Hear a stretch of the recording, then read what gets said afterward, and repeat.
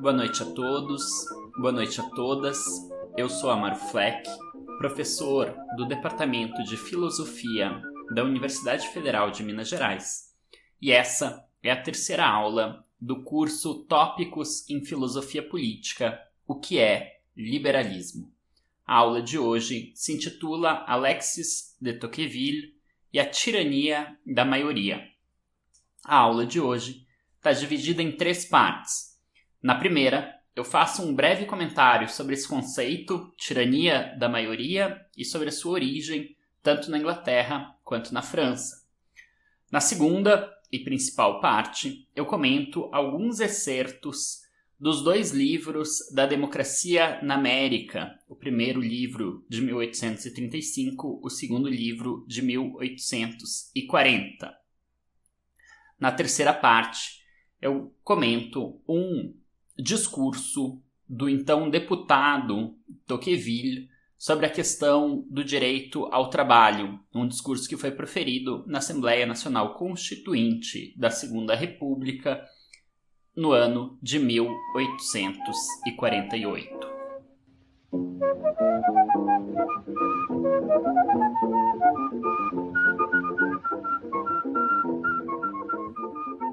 O conceito de tirania da maioria é, talvez, o conceito central do primeiro liberalismo, um conceito que aparece na obra de Alexis de Tocqueville, que aparece na obra do John Stuart Mill e que resume, de certo modo, partes, embora não apareça na obra do Benjamin Constant, ele resume uma certa ideia que estava presente também na obra do Benjamin Constant.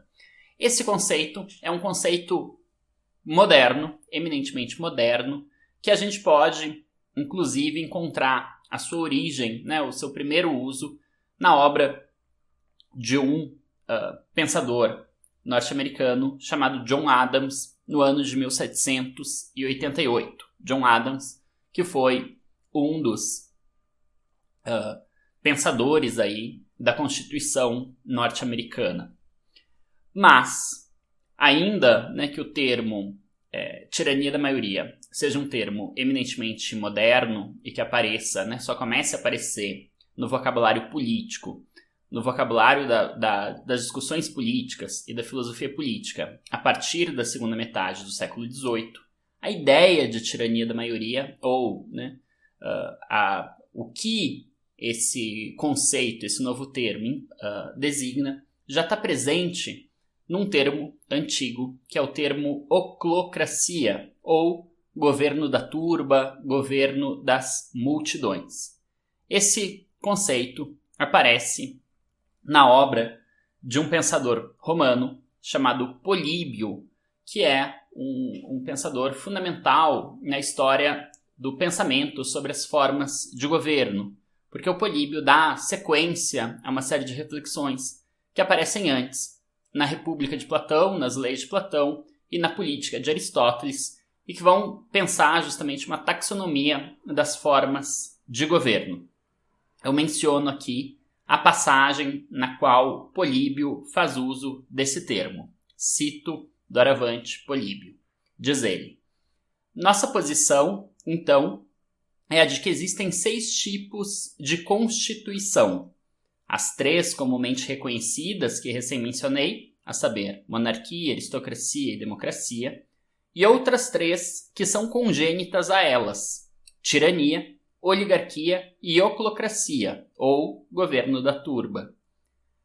No curso natural e espontâneo dos eventos, o primeiro sistema a surgir é a monarquia, e ela é seguida pela realeza, mas é necessária a correção deliberada dos defeitos da monarquia para que ela se transforme em realeza. A realeza se transforma em seu vício congênito, isto é, em tirania, e então é a vez da aristocracia após a dissolução da tirania. A aristocracia necessariamente degenera em oligarquia, e quando a multidão em geral fica apaixonada o suficiente para buscar a reparação pelos crimes cometidos por seus líderes, nasce a democracia. E no devido tempo, uma vez que a democracia passa a violar e infringir a lei, o governo da turba surge e completa a série. Fecha citação. O Políbio, assim, apresenta, né, 6 formas de governo: monarquia, aristocracia, democracia, tirania, oligarquia e oclocracia, mudando, alterando levemente a forma, né, a forma das constituições, ou as formas de governo presentes na política de Aristóteles, que também eram 6 e também eram 3 formas puras e 3 formas degeneradas. Só que Aristóteles, relembrem, fala de politeia, o governo constitucional, como uma forma pura, e democracia como a degeneração, a corrupção da politeia, o governo constitucional. O Políbio vai chamar de democracia uma forma pura e de oclocracia a sua corrupção. Então, há uma longa reflexão sobre o governo da multidão, o governo da turba, presente já no pensamento político romano, e que vai ter uma longa história que não cabe aqui, por uma questão de tempo, recontar. O importante é notar apenas que esse termo, né, já bastante antigo, designa, de certa forma, o mesmo que os modernos vão chamar de tirania da maioria. O conceito de tirania da maioria aparece pela primeira vez na obra de um pensador norte-americano chamado John Adams, e exatamente nesta passagem que eu menciono agora. Diz o Adams: e quem são esses constituintes aos quais a maioria presta contas? Essas mesmas pessoas, para gratificar a quem prostituíram as honras, recompensas, riquezas e justiça do Estado, estes, em vez de punir, aplaudirão, em vez de descartar, reelegerão, com ainda maior pompa e com mais numerosa maioria, pois a causa perdedora será abandonada por números, e isso será feito na esperança de ter ainda mais injustiças cometidas, ainda mais honras e lucros divididos entre si, com exclusão e mortificação da minoria. É então surpreendente que um governo tão simples seja preferido a um misto, por qualquer criatura racional, sob o ponto de vista da responsabilidade. Em suma, não há meio possível de defender a minoria em tal governo da tirania da maioria, exceto por dar à primeira uma negativa sobre a segunda, a instituição mais absurda que já existiu entre os homens. Fecho citação. Então, o conceito de tirania da maioria aparece com força nos debates constitucionais americanos, entre os pensadores, entre os federalistas, primeiro na obra do John Adams, mas logo mais também na obra de outros federalistas, e vai se disseminar primeiro nos Estados Unidos e só depois na França. Isso é notável nesses 2 gráficos que eu apresento, lembrando sempre para quem está ouvindo esse áudio, seja no YouTube, seja nos agregadores de podcast, né, que essa aula vem acompanhada de um arquivo em PDF. O link para esse arquivo está na descrição ou do vídeo ou do episódio. E quem está com esse arquivo em PDF aberto vai encontrar 2 gráficos agora, tirados novamente do Google Ngram. O primeiro mostra justamente o conceito de tirania da maioria em língua inglesa, né, nos livros em língua inglesa, e a gente percebe que esse conceito aparece justamente ali na década de 1780, porém se percebe também que esse conceito vai ganhar tração, por assim dizer, precisamente no ano de 1835, quando se publica Democracia na América, que vai ser logo vertida para o inglês, né? Quer dizer, quase imediatamente da publicação em francês desse livro, também a Democracia na América vai ser vertida para o inglês, e é por meio da Democracia na América, das reflexões de Tocqueville sobre a situação norte-americana, que o conceito de tirania da maioria vai ganhar tração no debate em língua inglesa. O segundo gráfico mostra o conceito em francês. A gente percebe que em francês esse conceito não foi utilizado até 1830, logo antes, né, pouquíssimos anos antes, 2 ou 3 anos antes, do conceito aparecer na obra do Tocqueville, em 1835, que o conceito vai aparecer pelas primeiras vezes em língua francesa, justamente em citações de Jefferson e de John Adams, ou seja, em citações de autores federalistas norte-americanos, mas também aqui, no caso francês, é com Democracia na América, do Tocqueville, que esse conceito ganha tração. Então, com isso a gente passa para a segunda parte da aula e a gente começa a analisar esse conceito, tal como ele aparece na obra do Tocqueville.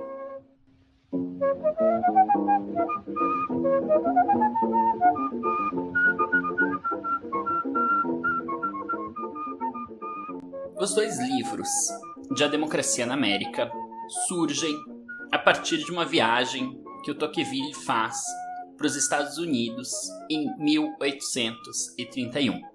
O Tocqueville viaja junto com um parceiro, com um amigo chamado Beaumont, e fica com esse amigo durante 9 meses nos Estados Unidos, estudando o sistema penitenciário norte-americano.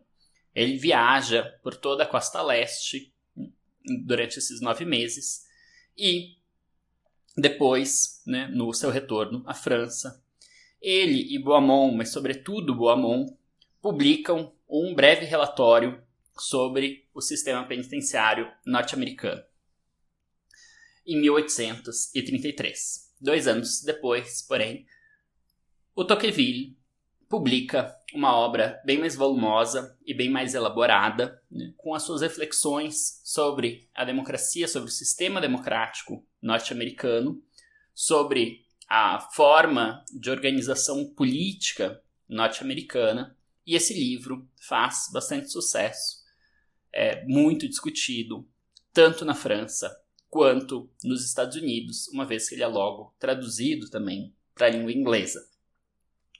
O sucesso do primeiro livro faz Constant preparar um segundo livro a princípio sobre o mesmo assunto. Tem diferenças significativas, na verdade, também no próprio escopo do assunto dos dois livros. Mas ele prepara e escreve ao longo de 5 anos um segundo livro que, por um lado, dá sequência à argumentação do primeiro, mas, por outro lado, também é uma espécie de correção do primeiro, ou de uma mudança bastante significativa de posição por parte de Tocqueville em relação ao primeiro livro ou ao primeiro volume. O segundo livro, de Democracia na América, aparece em 1840, quando Tocqueville já é deputado da Assembleia Nacional, em seu primeiro de 5 mandatos. 3 na Câmara dos Deputados, entre 1839 e 1848, 1 na Assembleia Nacional Constituinte, de 1848 a 1849, e 1 na Assembleia Nacional Legislativa, de 1849 a 1851. Tentando fazer aqui um exercício de apresentar, digamos, as teses centrais de A Democracia na América, eu faço a seguinte proposta aqui de grande resumo da obra ou de tese, centrando mais, é verdade, no livro primeiro do que no livro segundo, por questões que eu vou explicar logo mais. Então, em A Democracia na América, Alexis de Tocqueville oferece um retrato do sistema democrático representativo norte-americano. Tocqueville reflete não apenas sobre a estrutura legislativa e administrativa, ou sobre os motivos pelos quais o regime democrático foi bem sucedido nos Estados Unidos, mas não nos países europeus, mas também sobre os costumes, sobre os hábitos religiosos, sobre o desaparecimento da aristocracia e das distinções sociais, compreendendo assim a democracia tanto como uma forma de governo, quanto como uma nova forma de vida social. Observando apenas que forma de vida não é um conceito do Tocqueville, eu que estou considerando assim, uma vez que ele pensa que democracia em um sentido bastante abrangente e não exatamente bem definido, não exatamente bem delimitado. Tocqueville preocupa-se com a ausência de separação de poderes, de modo que os mesmos indivíduos que criam as leis são responsáveis por executá-las. Disto decorre que o regime democrático é, na verdade, o governo da maioria. Esta maioria não encontra mecanismos institucionais capazes de frear o seu próprio poder, podendo, portanto, abusar dele. Por conseguinte, a grande ameaça do regime democrático, tal como existe nos Estados Unidos, é o de degenerar em uma tirania da maioria. Este perigo poderia ser contido institucionalmente por meio da divisão dos poderes. Na ausência desta divisão, os americanos dependem de elementos ocasionais: a descentralização administrativa, o espírito jurídico e a aristocracia presente no banco dos advogados e na cadeira dos juízes. Gostaria agora de fazer algumas menções, algumas citações do texto em passagens justamente que aparecem esse conceito de tirania da maioria e que permite uma compreensão um pouco mais precisa do que o Tocqueville tem em mente ao utilizar tal conceito. Então, cito Tocqueville, o primeiro volume de Democracia na América. Diz o autor: a maioria tem, pois, nos Estados Unidos, um imenso poder de fato e um poder de opinião quase tão grande e, uma vez que ela é estabelecida sobre uma questão, não há, por assim dizer, obstáculos que possam, não vou dizer deter, mas nem mesmo retardar sua marcha e dar tempo de ouvir as queixas dos que ela esmaga em sua passagem. As consequências deste estado de coisas são funestas e perigosas para o futuro. Então, fecha a citação. Essa primeira passagem já indica, uma preocupação não apenas com o poder de fato das maiorias, mas com o poder das opiniões das maiorias. O Tocqueville não está aqui preocupado apenas com o estabelecimento da democracia, mas ele está pensando também em uma sociedade altamente individualizada, uma sociedade com uma ascensão bastante visível de um sistema industrial e comercial, algo que Tocqueville considera, pelo menos em 1865, como uma espécie de tendência também presente nas sociedades europeias, e por causa disso, o Tocqueville considera, de fato, os Estados Unidos um pouco como o futuro, como um país que está mais avançado em certas tendências que já são visíveis também na Europa. E essas tendências são principalmente tendências de nivelamento da sociedade, ou seja, de término das distinções sociais e, portanto, um sistema muito mais igualitário.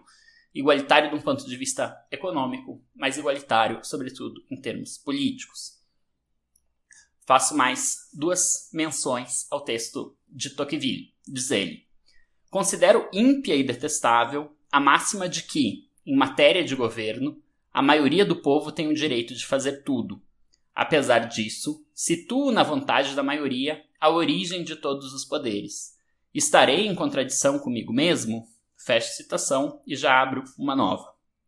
Afinal, o que é uma maioria tomada coletivamente, senão um indivíduo que tem opiniões e, na maioria dos casos, interesses contrários a outro indivíduo, denominado minoria? Ora, se você admitir que um homem investido da onipotência pode abusar dela contra seus adversários, por que não admite a mesma coisa para uma maioria? Os homens, reunindo-se, mudaram de caráter?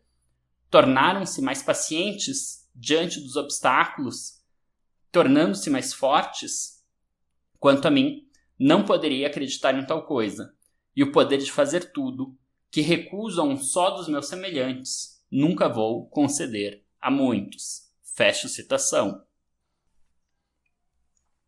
De forma semelhante ao que já apareceu na obra do Benjamin Constant, aqui a gente pode imaginar que o Tocqueville tem em vistas um certo jacobinismo, muito influenciado por Rousseau, que acredita que toda a sociedade tenha um só interesse, uma vontade geral, e que essa vontade geral seria o interesse esclarecido de toda a sociedade.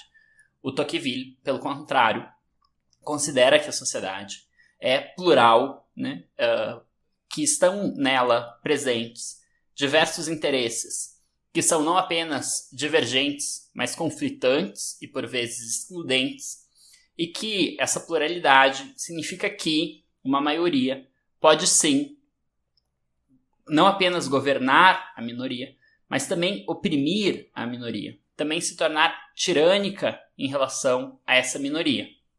Então, o que o Tocqueville está preocupado é que uma sociedade altamente nivelada e democrática, como é a sociedade norte-americana, pode e, na verdade, faz, né, com que as maiorias terminem por oprimir as minorias. Faço mais algumas menções, agora sim aparece, né, claramente essa expressão tirania, diz Tocqueville. O que mais critico no governo democrático, tal como foi organizado nos Estados Unidos, não é, como muitos na Europa pretendem, sua fraqueza, mas, ao contrário, sua força irresistível. E o que mais me repugna na América não é a extrema liberdade que lá reina, mas a pouca garantia que encontramos contra a tirania. Fecha a citação.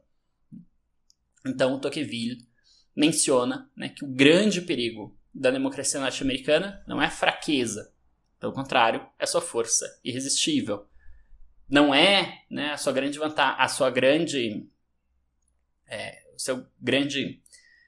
característica não é uma liberdade quase absoluta que reina por lá, mas justamente o fato, né, de não se encontrar nenhuma garantia institucional, né, que garanta que a tirania não possa ser estabelecida.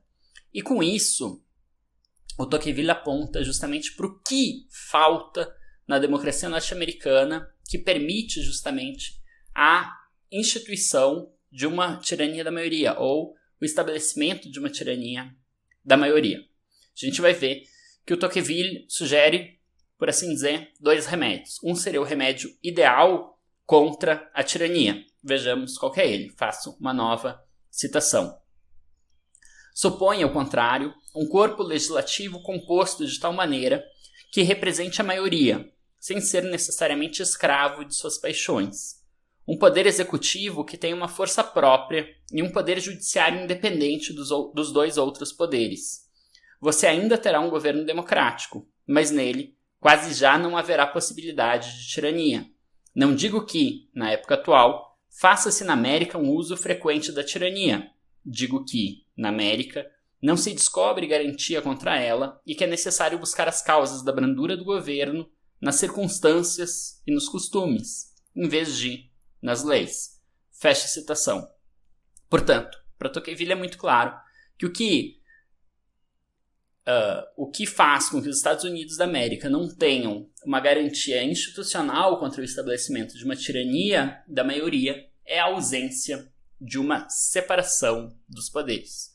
O grande problema para Tocqueville é que os Estados Unidos não têm uma separação de poderes em que poder executivo, poder judiciário e poder legislativo sejam claramente compostos de uma maneira, né, que um mesmo corpo social não consiga impor a sua vontade nesses 3 âmbitos. Pois bem, essa crítica do Tocqueville é um pouco estranha, tá? Porque, evidentemente, os Estados Unidos, a Constituição norte-americana, já tinha, na época, uma separação dos poderes.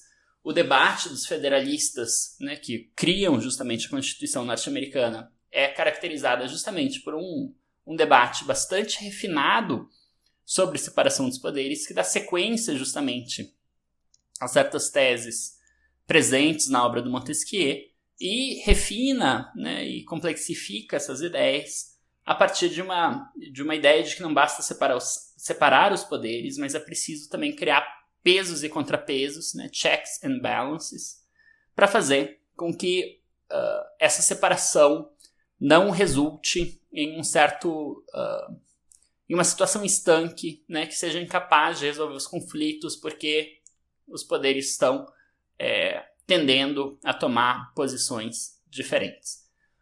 O ponto é Por que propriamente Tocqueville está criticando a inexistência de separação dos poderes, uma vez que nos Estados Unidos, pelo menos formalmente, existe separação dos poderes? Bom, o fato aqui, né, embora o Tocqueville diga, né, ao longo da sua obra que um governo misto não é o que está em questão e que ele não considera que o governo misto tenha qualquer vantagem, o que é um governo misto? É um governo em que reconhece que a sociedade é composta por classes ou grupos sociais diferentes e que institucionaliza essa separação, colocando, por exemplo, digamos, uma aristocracia fundiária numa Câmara como o Senado ou como a Câmara dos Lordes, e ao mesmo tempo em que cria outro espaço social, né, outro corpo deliberativo que represente os comuns, por exemplo, no caso do Reino Unido, ou, né, no caso do Brasil, os deputados, ou seja, um bicameralismo que aponte para a existência de duas classes sociais diferentes e que faz com que essas classes tenham que negociar entre si, respeitando, de alguma forma, certas prerrogativas. O caso aqui, né, ou enfim, né, se poderia pensar em outras combinações possíveis, o caso aqui é que o Tocqueville, né, parece preocupado com o fato de que uma mesma maioria elege o legislativo, exerce o poder executivo e elege e exerce o poder judiciário. De forma que, para Tocqueville, no caso americano, não há de fato uma segurança legal e institucional para que aqueles que façam as leis não sejam os mesmos a executar estas leis, né? E aqui está a grande ameaça do sistema democrático norte-americano. Porém, o Tocqueville é muito direto ao anunciar, né, que ele fala, olha, existe um perigo latente na democracia norte-americana e esse perigo latente é a tirania da maioria. Esse é um perigo latente por quê? Porque não há uma segurança institucional, constitucional, que impeça essa tirania de se estabelecer. Por quê? Porque não há uma separação de poderes efetiva. Porém, de fato, nos Estados Unidos da América, pelo menos então, não há uma tirania da maioria. E por que não há uma tirania da maioria? Porque há costumes e circunstâncias que levam a uma brandura no governo e não a um governo despótico. E quais são, né, essas circunstâncias, quais são esses costumes? Vejamos mais uma citação do Tocqueville. Diz ele: o governo das repúblicas americanas parece-me tão centralizado e mais enérgico que o das monarquias absolutas da Europa. Não acho, pois, que ele pereça por fraqueza. Se algum dia a liberdade vier a ser perdida na América, dever-se-á imputar essa perda à onipotência da maioria, que terá levado as minorias ao desespero e as terá forçado a apelar para a força material. Ver-se-á então a anarquia, mas ela chegará como consequência do despotismo. Na verdade, essa passagem não responde, né, a pergunta. O que responde a pergunta são outras menções, né, mas o Tocqueville menciona, notadamente, a descentralização administrativa. Ele fala que há um poder executivo e uma certa centralização, porém que há uma descentralização administrativa que faz com que, né, o poder esteja disseminado ao longo da sociedade norte-americana, presente, né, tanto nos municípios quanto nos estados. O Constant olha com bons olhos para o federalismo. Ele pensa que o federalismo não é algo que pode ser importado para a Europa, porque diz respeito a certa constituição natural, digamos, um território muito extenso e coisa do tipo, né, uma população muito dispersa nesse território, que é uma característica da Constituição norte-americana, da Constituição, né, histórica dos Estados Unidos da América, que leva justamente a essa descentralização administrativa, esse espírito federalista. Então isso é algo que, né, em termos de costumes e de contingências, garante uma brandura do governo. outra coisa que garante uma brandura do governo é um espírito jurídico presente nos costumes norte-americanos. Ou seja, os americanos têm um certo espírito jurídico que, na época pelo menos, que decorre de uma participação bastante significativa nos corpos judiciários, em júris populares, e isso faz com que, de acordo com Tocqueville, os indivíduos conheçam as leis e tenham uma preocupação, né, com o correto raciocínio acerca das leis, digamos assim. Mas também está presente, né, o que leva à brandura no governo norte-americano, está presente no fato de, ainda que os Estados Unidos não tenham poderes intermediários, e aqui está a chave, né, corpos intermediários que seriam, né, uma salvaguarda contra o despotismo, há uma espécie de pseudo-corpo intermediário, há uma espécie de aristocracia não aristocrática que estaria presente, nas palavras, né, do próprio Tocqueville, no banco dos advogados e na cadeira dos juízes. Ou seja, o Tocqueville acha que, né, por uma peculiaridade da Constituição Histórica dos Estados Unidos da América, os advogados e os juízes acabam se tornando uma espécie de aristocracia. Não uma aristocracia tal como a existente na Europa, mas uma aristocracia de qualquer forma. Isso é, um corpo intermediário que é muito mais poderoso do que outras profissões, outras ocupações. Pois bem, então, tirania da maioria é talvez o conceito central da obra de 1835, do primeiro livro de Democracia na América. É um perigo latente na democracia norte-americana, mas ele sozinho não impede uma certa admiração muito contida, muito tênue, que o Tocqueville nutre pela situação norte-americana. Ele vê aquilo lá como uma espécie de destino, um destino irrefreável, né, incontível, porém um destino que não é assim tão ruim. Há coisas meritórias, né, há coisas interessantes no sistema norte-americano, apesar dessa ameaça da tirania da maioria. Ainda assim, o Tocqueville olha em 1835 com muito receio a esse sistema democrático que está em ascensão, emergindo, né, já razoavelmente bem consolidado nos Estados Unidos da América, mas emergindo alhures, né, por toda parte, na Europa também. Acontece que ele vai refletir mais sobre esses assuntos nos 5 anos seguintes. Em 1840, ele lança um segundo livro, também chamado Democracia na América. E nesse segundo livro, o primeiro, né, se chama Leis e Costumes, Democracia na América, Leis e Costumes. O segundo, Sentimentos e Opiniões. Mas esse segundo livro, ele se refere menos aos Estados Unidos e ele acaba fazendo, por assim dizer, considerações mais genéricas que se aplicam em grande medida também à Europa. E o Tocqueville parece, de fato, estar mais preocupado com a situação propriamente francesa do que americana no livro de 1840.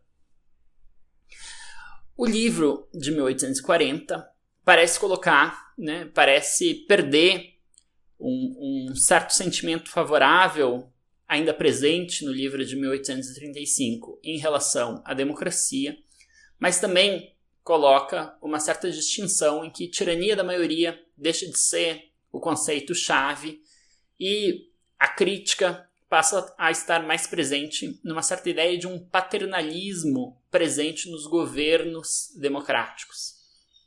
Então começo aqui já fazendo uma menção agora ao segundo livro de A Democracia na América. Diz o Tocqueville: parece que, se o despotismo viesse a se estabelecer entre as nações democráticas de nossos dias, teria outras características. Seria mais extenso e mais doce, e degradaria os homens sem os atormentar. Creio, pois, que a espécie de opressão com que os povos democráticos são ameaçados não se parecerá em nada com a que a precedeu no mundo. Nossos contemporâneos não poderiam encontrar uma imagem dela em suas lembranças. Procuro em vão em mim mesmo uma expressão que reproduza exatamente a ideia que formo dela e a encerra. As velhas palavras, despotismo e tirania, não convêm.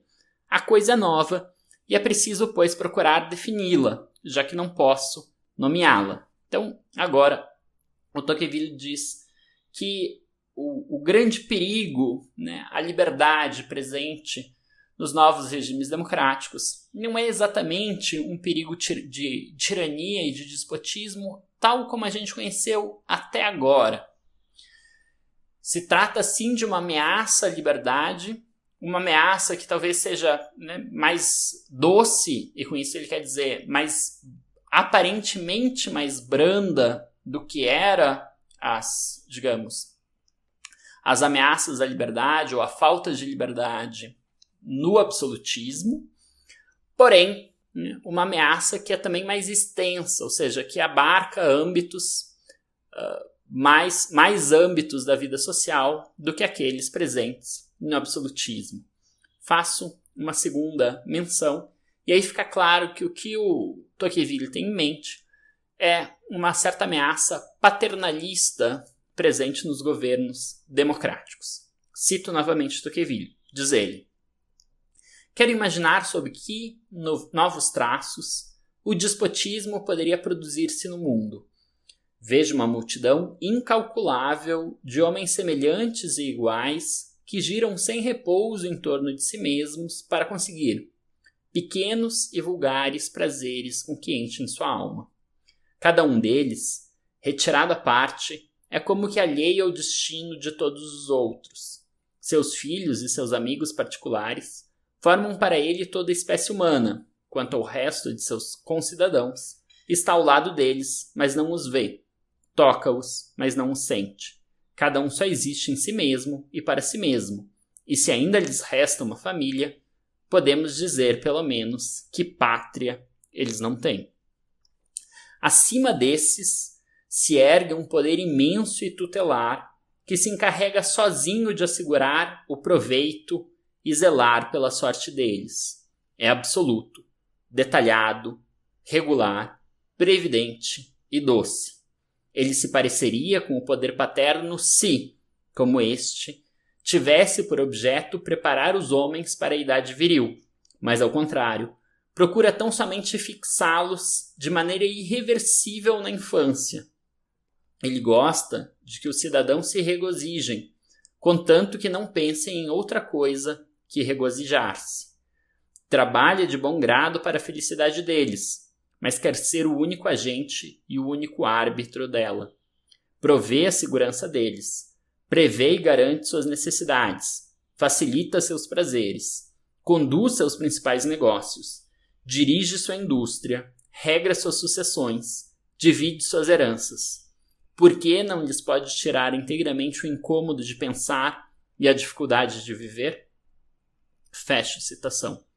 Então aqui, o Tocqueville coloca diversas características importantes de serem destacadas. Em primeiro lugar, que esse regime nivelado e democrático norte-americano, em que não há distinções sociais, cria, e esse espírito industrial e comercial que já está tão bem disseminado nos Estados Unidos, cria uma sociedade individualista e atomizada, onde vínculos sociais praticamente inexistem.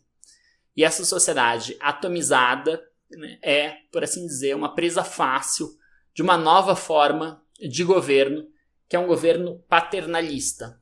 É parecido com a relação de um pai com um filho, porém, o pai, com o filho, exerce um poder que é temporário e que se dirige justamente em direção à emancipação. Ou seja, o bom poder paterno é aquele que dirige o filho em direção à emancipação, é aquele que garante ao filho as condições para exercer a independência logo mais. No caso do paternalismo democrático governamental, ocorre o contrário. O poder paterno quer manter essa autoridade paterna, quer manter os cidadãos em uma situação de dependência em relação a ele. Então ele até quer que os cidadãos sejam felizes, até quer que os cidadãos desfrutem de prazeres, porém ele não quer de forma alguma se ver como algo que possa ser dispensável. Então o poder paternalista se torna, o governo paternalista se torna um entrave para que os cidadãos não consigam sua própria independência. E ele faz isso cuidando de detalhes da vida dos indivíduos, de forma que os indivíduos sejam sempre tutelados. A ideia aqui é a ideia de tutela. Isso é falta de independência dos cidadãos. Então a gente percebe que é uma mudança bastante drástica, da ameaça democrática entre 1835 e 1840, mas quando o Tocqueville faz isso, ele não está mais se referindo exatamente ao governo norte-americano, ele está pensando já, também muito mais claramente nas ameaças que rondam a própria França. É muito visível o contraste entre a obra de 1835 e a obra de 1840, mas eu gostaria de comentar algumas passagens, gostaria de mencionar algumas passagens de uma autora que se chama Anneliene de Giene, eu não sei como se pronuncia o sobrenome dela, que tem um livro muito interessante que se chama O Pensamento Político Francês, de Montesquieu até Tocqueville, e que eu vou comentar bastante ao longo dessa aula. Diz a de Giene 3 citações do livro dela. Primeira, a influência do liberalismo aristocrático na mentalidade de Tocqueville torna-se muito mais clara, no entanto, na sequência de sua Democracia na América, de 1835, publicada em 1840. Neste livro, Tocqueville trocou sua ênfase sobre o autogoverno popular e sobre o espírito público por uma crítica sustentada da democracia como conducente ao despotismo, defendendo, ao mesmo tempo, a restauração dos corpos intermediários como a melhor forma de combater este perigo. Segunda citação. Em particular, no segundo Democracia, Tocqueville se distanciou de seu entusiasmo original pelo autogoverno. Ele agora formulou uma crítica à democracia que era muito semelhante ao discurso dos monarquistas sobre este tópico. Além disso, enquanto o modelo de liberdade aristocrática só estivera presente na primeira democracia para ser rejeitado como anacronismo, na segunda democracia ele funcionou como um modelo ainda relevante para o mundo moderno. Em outras palavras, enquanto Tocqueville tinha sido próximo de Constant na primeira democracia, a análise política que ele fez na segunda democracia foi muito mais próxima dos monarquistas. E por fim, terceira citação, enquanto na primeira democracia sua preocupação tinha sido principalmente com o caráter revolucionário e populista das sociedades democráticas, seu segundo volume enfatizou o perigo da opressão do governo. Com o passar do tempo, ele começou a temer o despotismo burocrático em vez da tirania da maioria. Fecho citação. Portanto, fica bastante visível que o Tocqueville está caminhando em direção a uma posição cada vez menos simpática à democracia.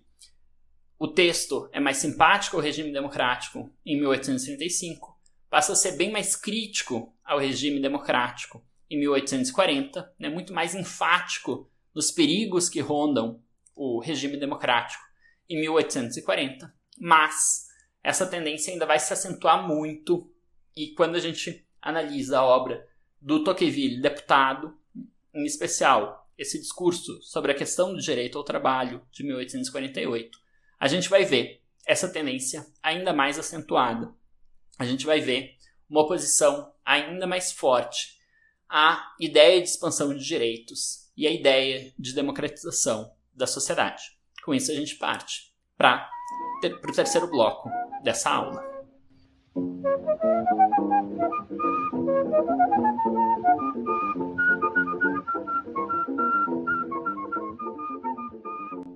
Esse discurso que a gente passa a analisar agora é um discurso que o Tocqueville, então deputado da Assembleia Nacional Constituinte, proferiu durante a breve Segunda República Francesa. Breve porque ela começa em 1848 e termina em 1851. Tocqueville era deputado pelo departamento de Manche e se alinhava ao grupo considerado de centro-direita. Tá? O Tocqueville, nos primeiros mandatos, era alinhado ao grupo chamado Independente.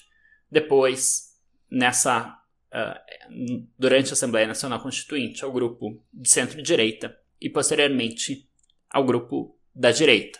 Isso de acordo, tá? Eu estou usando aqui a denominação colocada pelo próprio site da Assembleia Nacional Francesa, tá? que indica que tem um histórico de cada deputado e indica onde se situa cada um desses deputados. O discurso trata de uma proposta de emenda ao preâmbulo da Constituição. Se trata, lembrem-se, de uma Assembleia Constituinte, proposta pelo deputado Antoine Mathieu, deputado pelo departamento de La Drôme e pertencente a um grupo intitulado Montanha, que eram republicanos com tendências socialistas, também chamado, por vezes, de democratas socialistas. A emenda do Antoine Mathieu foi rejeitada por 396 votos contra 187. Pois bem, o que o Tocqueville afirma, qual é a tese do Tocqueville nesse discurso? Ele afirma que a emenda constitucional que institui o direito ao trabalho terá consequências catastróficas. Ou bem, dela resultaria o comunismo, situação em que o Estado emprega todos os que se encontram sem emprego e, neste caso, com o passar do tempo, ele se torna o proprietário único de todas as coisas. Ou bem, o socialismo, situação em que o Estado regulamenta a indústria de tal modo que todos os operários consigam emprego, de tal modo que ele consiga instituir uma situação de pleno emprego. A partir disto, Tocqueville passa a criticar o socialismo, afirmando que 1. Ele faz um apelo às paixões materiais do homem. 2. Ele ataca os princípios da propriedade privada. E 3. Ele está baseado em uma desconfiança profunda da liberdade e em um desprezo pelo indivíduo. Tocqueville conclui, assim, que o direito ao trabalho desemboca no socialismo e que o socialismo, por sua vez, consiste em uma nova forma de servidão. Tocqueville acrescenta que tal proposta, em vez de avançar nos caminhos abertos pela Revolução Francesa, acabaria por reverter ganhos obtidos nas últimas décadas por meio de um retorno a medidas típicas do antigo regime, notadamente regulamentação e paternalismo. Ademais, o socialismo não só não é o desenvolvimento legítimo da democracia, como ele seria contrário a ela, pois a democracia estende a esfera da liberdade individual, ao passo que o socialismo a restringe.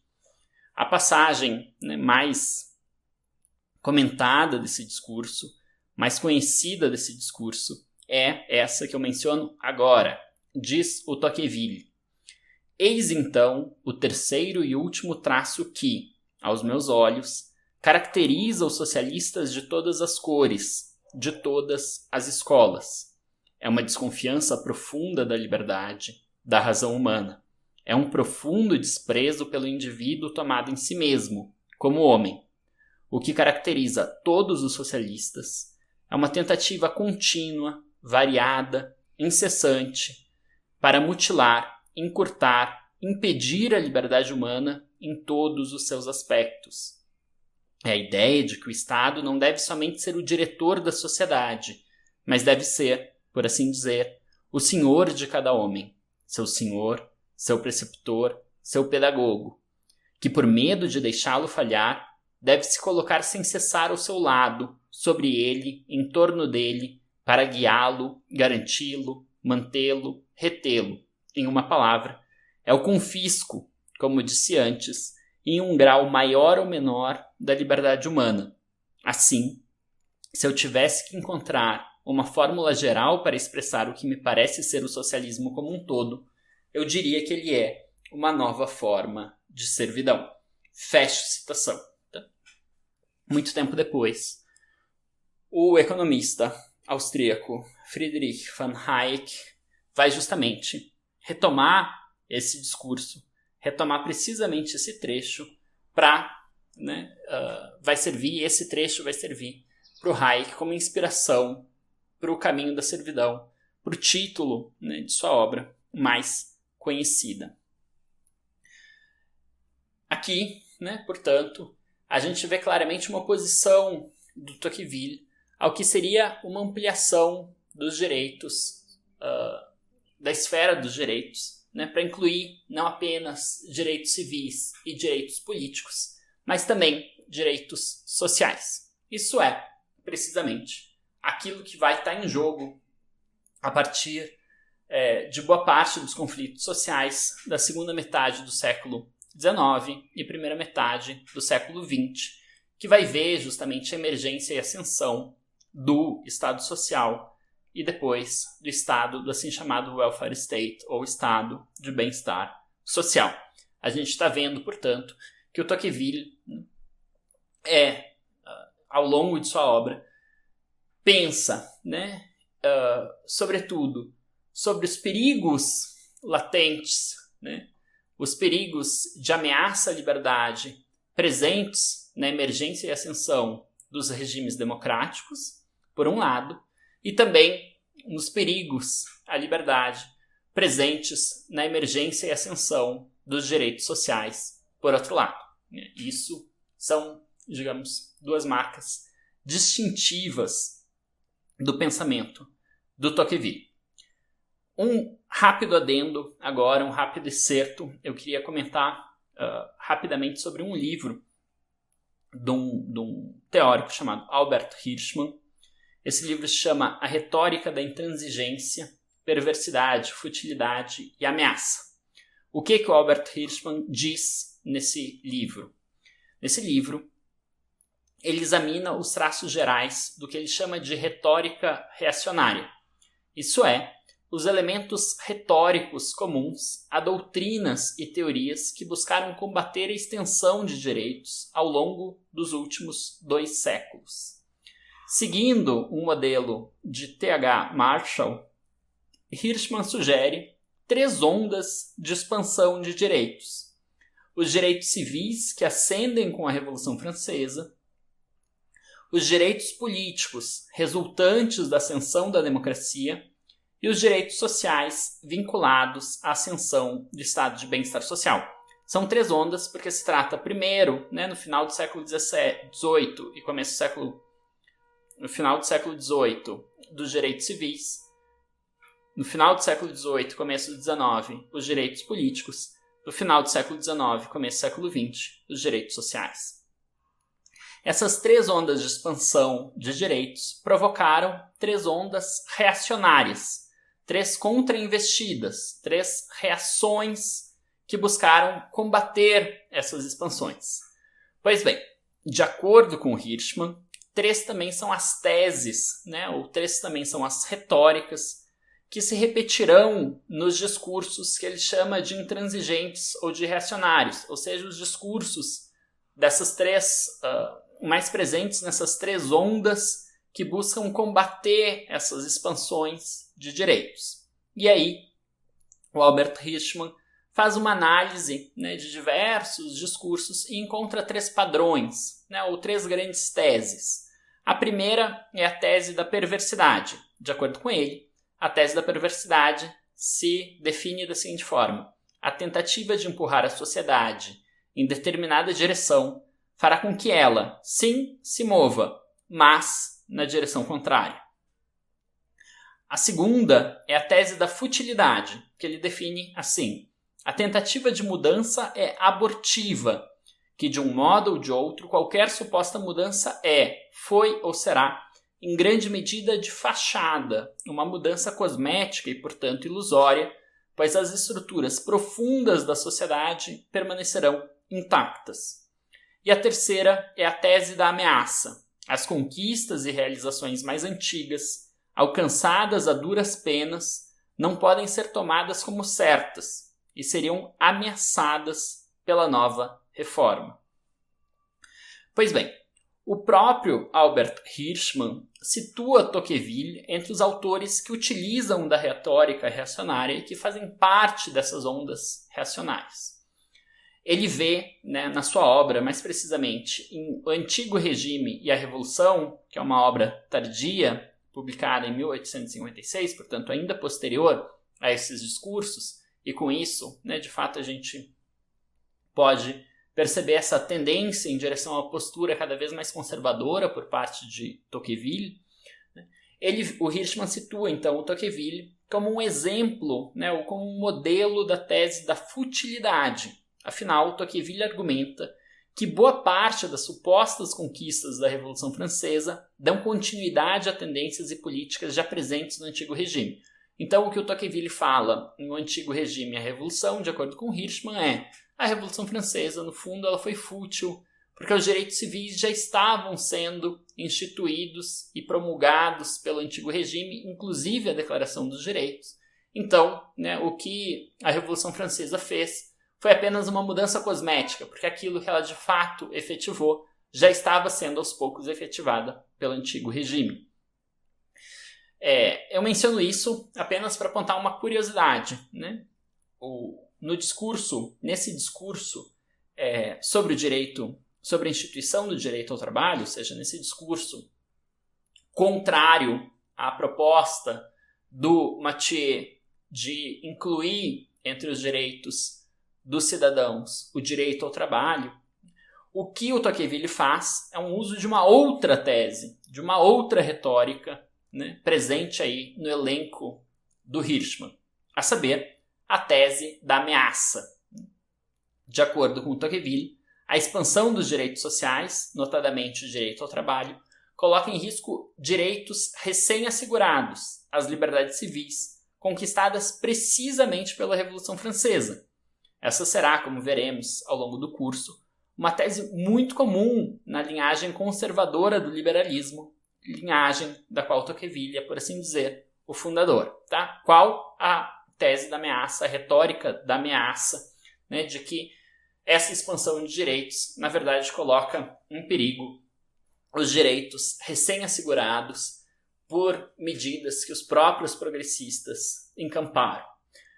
Notem, que há aqui uma tensão com o que o Tocqueville vai dizer logo mais para frente, ou seja, com a tese presente no Antigo Regime e a Revolução, porque aqui o Tocqueville está falando, olha, o que os socialistas estão propondo, o que o Mathieu está propondo, é a instituição de um novo direito. Esse direito aparentaria ser muito interessante, porém, ele, na verdade, coloca em risco precisamente as liberdades civis que foram conquistadas pela Revolução Francesa. E os socialistas que estão aqui parecendo muito progressistas, na verdade, estão sendo conservadores, porque eles, querendo ir em frente, querendo ir além do que a Revolução Francesa foi, na verdade estão indo aquém do que a Revolução Francesa conquistou. O que eles estão propondo, sem o saberem, é precisamente um retorno ao antigo regime,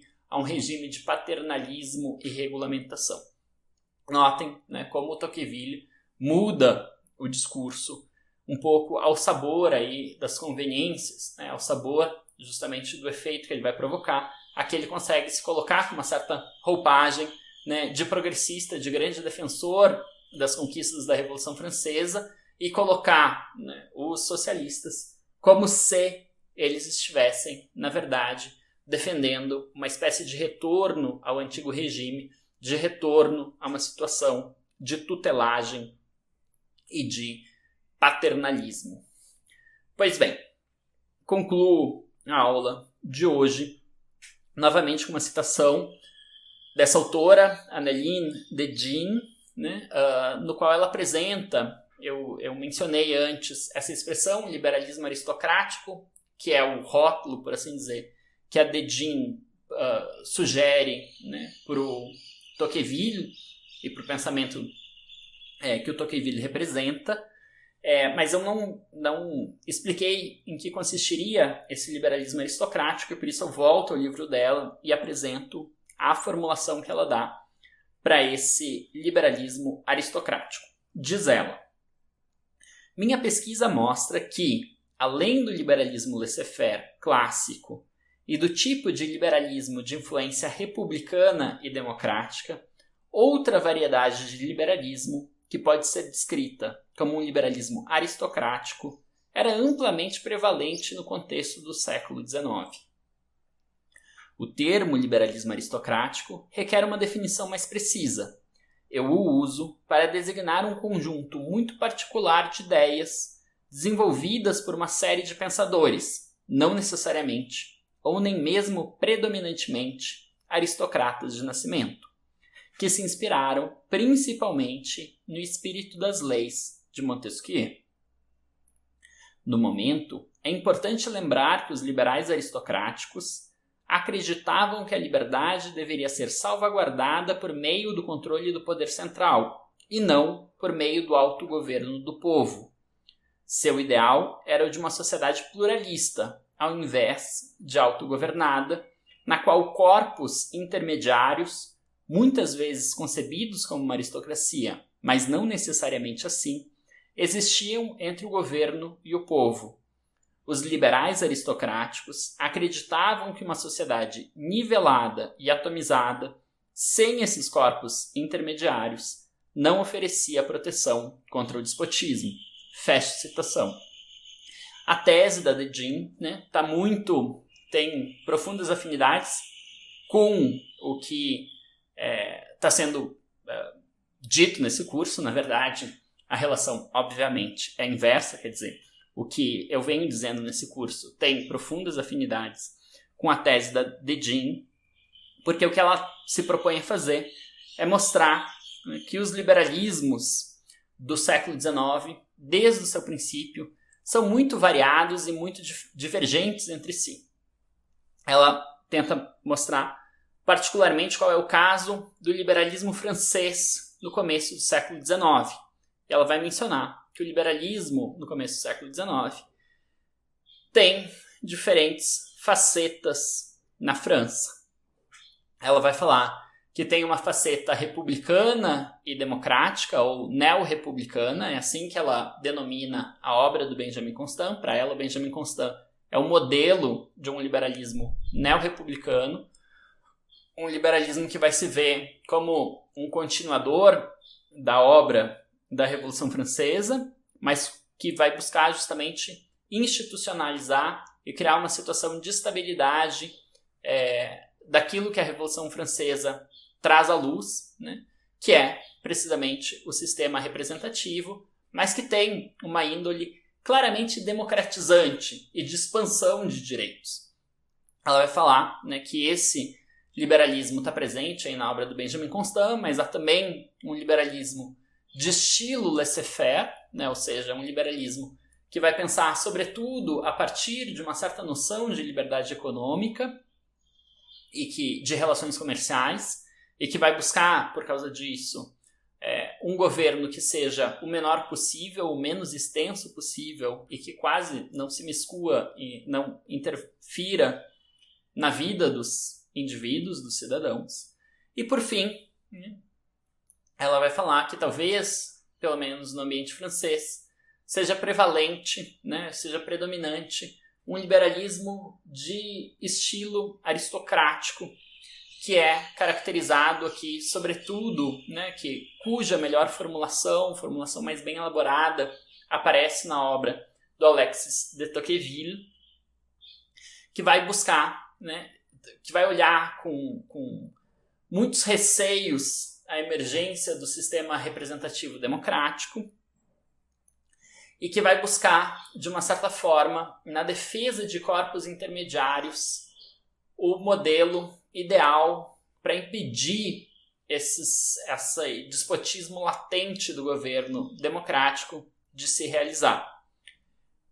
Esses corpos intermediários não necessariamente vão assumir a forma de uma aristocracia que esteja entre o governo e o povo.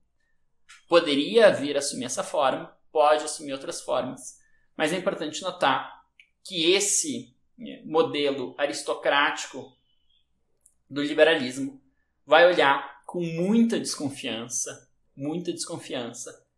para a democratização da sociedade e vai olhar com muita desconfiança para a expansão dos direitos, percebendo, tanto em um como em outro, um caminho para a servidão, um caminho para a usurpação da verdadeira liberdade. Então, concluo dizendo que Tocqueville representa, assim, uma primeira versão, teoricamente bem elaborada, de um modelo antidemocrático ou pouco democrático do liberalismo. Modelo este que será retomado e desdobrado pelas diversas linhagens conservadoras do liberalismo. A marca distintiva dessas linhagens é a visão do governo popular como uma ameaça e a compreensão da expansão dos direitos como uma usurpação da verdadeira liberdade. A solução para conter governo popular e expansão de direitos é, em Tocqueville, confiada ao reestabelecimento de poderes intermediários. Em autores posteriores, isso se dará ou bem pela restrição aos direitos políticos, ou seja, por limitações ao direito de sufrágio, ao direito de ser eleito, ou bem por uma limitação radical dos poderes estatais. Com isso, encerro a aula de hoje e desejo a todas e a todos uma boa semana.